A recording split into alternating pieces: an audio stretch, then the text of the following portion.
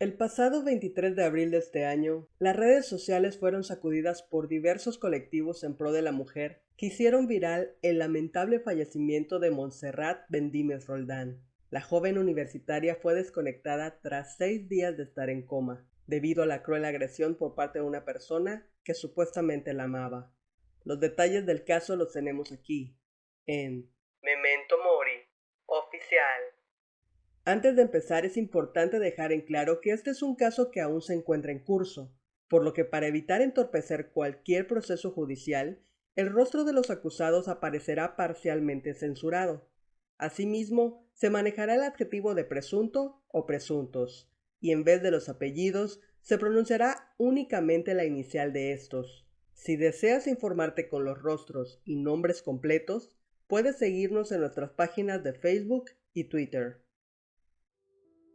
Montserrat Bendímez Roldán era una joven mexicana de 20 años, originaria de la ciudad Boca del Río, en el estado de Veracruz. Montserrita, como le llamaba su familia, era hija del señor Víctor Bendímez y la señora Cecilia Roldán. Ambos habían luchado mucho para que tanto Montserrat como su hermana Leslie pudieran llegar a este mundo, por lo que ambas eran la mayor motivación de sus padres para salir adelante. Montserrat estudió en el Colegio de La Salle de Veracruz y más tarde entró a la Universidad del Valle de México para cursar la carrera de Ingeniería Civil. Fue aquí donde conoció a Marlon B.F., quien cursaba la misma carrera que la chica. Marlon es hijo de José Ignacio B. y Diana F., quienes son dueños de varios negocios en Boca del Río, como el Salón de Eventos de Amatos, las taquerías Rosso y Veragua, que es una empresa que suministra agua potable no solo a la ciudadanía, sino también presuntamente a la Administración Portuaria Integral de Veracruz. Montserrat y Marlon se hicieron novios, y según las palabras de Laura, la mejor amiga de Montserrat, ésta se encontraba feliz con su relación. Se la pasaba subiendo fotos con él y le dedicaba estados en sus redes sociales. Laura dijo que solo lo vio una sola vez, pero que el chico parecía muy normal y sonriente. La familia de Monse opinaba lo mismo, incluso su tío Luis Bendímez declaró en una entrevista que Marlon nunca dio señales de ser agresivo, que de hecho se comportaba muy protector, pero no solo con ella, sino con toda la familia. Por ejemplo, si Monse se encontraba con sus primos cenando en algún lado, él iba por ella y los primos a donde sea que estuvieran. Los llevaba donde desearan y se mostraba atento. Debido a esta confianza que tenían en él, el pasado 17 de abril los padres de Montserrat le permitieron a Marlon quedarse con ella mientras ellos iban a realizar unas compras. Nadie sabe exactamente qué pasó durante ese tiempo que se quedaron a solas, pero según algunas fuentes no confirmadas, el joven tuvo un arranque de celos, tras lo cual agredió a su novia de tal manera que la dejó gravemente herida.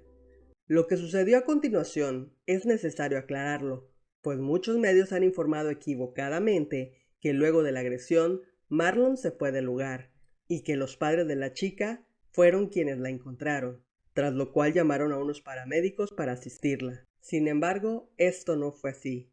No fueron los padres de Montserrat los que la encontraron, ni hubo participación de ningún paramédico.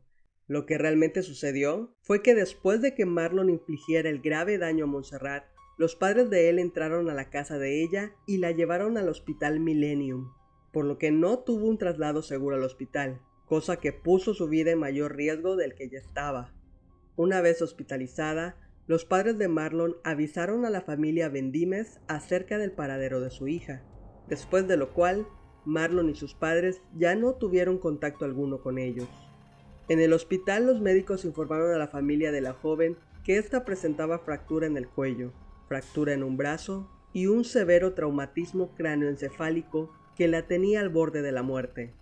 La chica se encontraba inconsciente e intubada, y su pronóstico era reservado. Rápidamente los familiares de la chica interpusieron una denuncia en contra de Marlon B.F. e hicieron uso de los medios de comunicación y redes sociales, tanto nacionales como internacionales, para pedir ayuda y encontrar al presunto culpable. A este esfuerzo se sumó la colaboración de los colectivos en pro de la mujer, quienes convocaron a una manifestación el día 19 de abril en el Boulevard Ávila Camacho, Allí exigieron que Marlon se entregara a las autoridades y denunciaron que sus padres, lejos de entregarlo para que responda como un hombre, salieron huyendo de Veracruz y probablemente del país. Muchos aseguraban que el acusado y sus padres habían huido a Texas, debido quizás a que un día antes del cruel ataque, Marlon y su familia habían regresado de un viaje que habían hecho a Houston, Texas, para vacunarse en contra de la enfermedad que puso al mundo en cuarentena.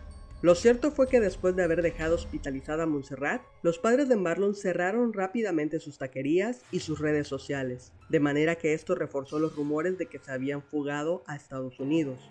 Por su parte, la familia de Montserrat nunca perdió la fe en que ésta se recuperara. Su madre Cecilia agradeció en Facebook las oraciones que la gente ofrecía por su hija, de la cual dijo: "Mi Montserrita Bendímez Roldán es una gran guerrera, lucha por vivir, quiere vivir y va a vivir, en la tierra o en nuestros corazones. Sigue muy grave debatiéndose entre la vida y la muerte, pero con sus oraciones mi hija tiene una oportunidad. Por favor, sigan apoyando a mi hija con oraciones, muy en deuda con ustedes. Gracias infinitas".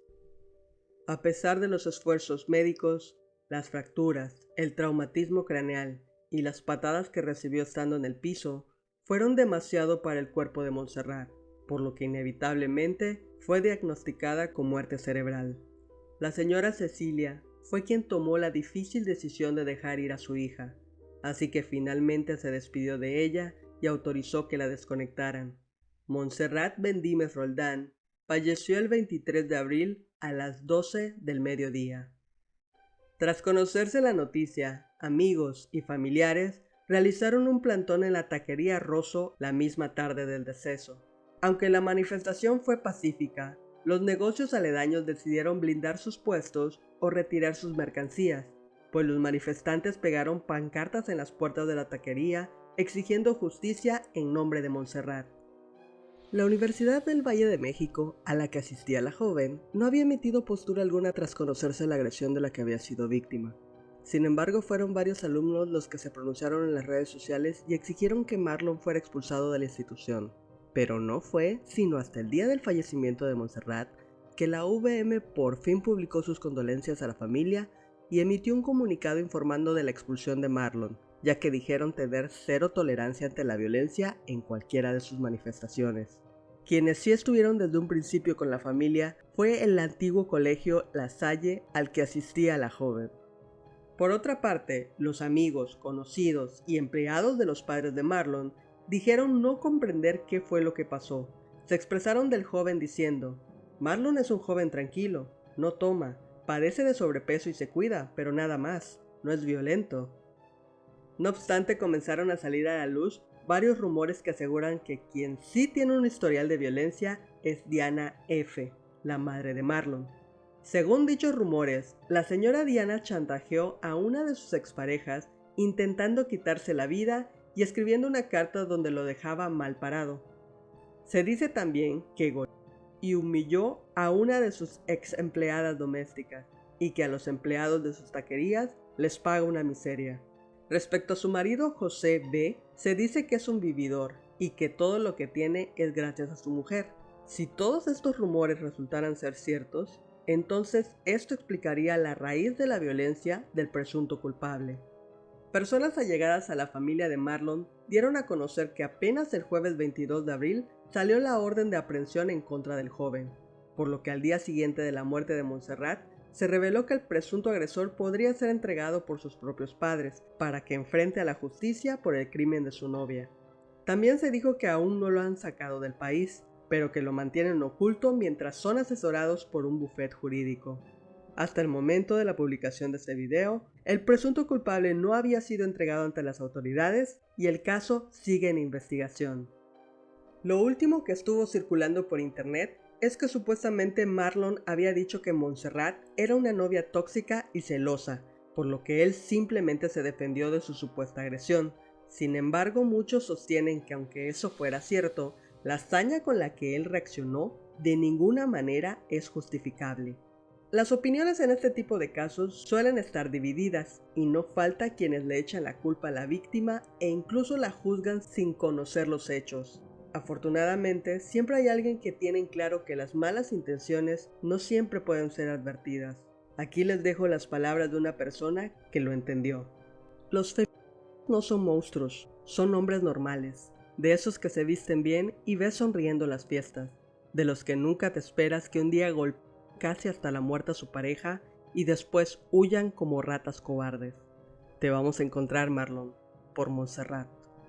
Si deseas ayudar a la familia Bendímez Roldán a que el caso de Montserrat no quede impune, te invitamos a compartir este video para exigir a las autoridades que no permitan que el presunto culpable y sus presuntos cómplices compren la justicia con dinero. Esto fue Memento Mori, oficial. Nos vemos en la próxima.